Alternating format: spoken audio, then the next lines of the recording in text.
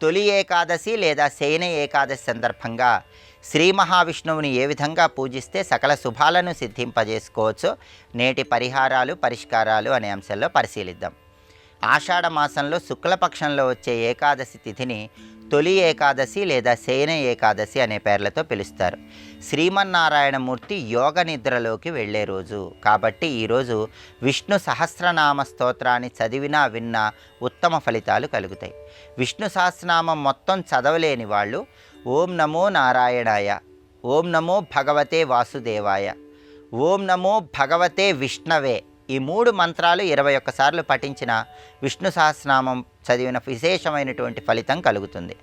అలాగే ఈరోజు తొలి ఏకాదశి లేదా శయన ఏకాదశి సందర్భంగా దగ్గరలో ఉన్నటువంటి విష్ణు సంబంధమైన ఆలయానికి వెళ్ళి మహిళలు విష్ణు సంబంధమైన ఆలయం ముందు 5 రంగులతో ముగ్గులు వేయాలి. పంచరంగులతో ముగ్గులు ఏ స్త్రీ అయితే విష్ణు ఆలయం ముందు ఈరోజు వేస్తుందో ఆ స్త్రీకి సంపూర్ణంగా లక్ష్మీ కటాక్షం కలుగుతుంది. అలాగే శయన ఏకాదశి సందర్భంగా గృహంలో లక్ష్మీనారాయణల చిత్రపటం దగ్గర దీపారాధన చేసి తులసి దళాలతో పూజ చేయాలి. తులసి మాలికతో విష్ణు మంత్రాన్ని జపించాలి.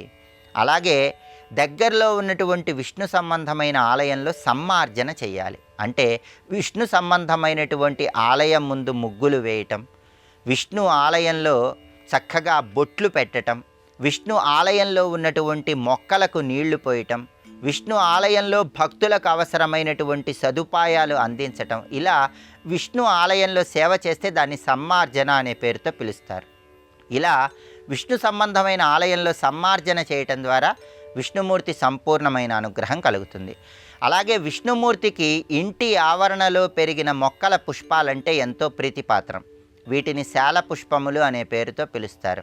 ఇలా ఇంటి ఆవరణలో పెరిగిన మొక్కల పుష్పాలతో మీ గృహంలో లక్ష్మీనారాయణల చిత్రపటానికి పూజ చేయటం ద్వారా కూడా విష్ణుమూర్తి సంపూర్ణమైన అనుగ్రహం కలుగుతుంది.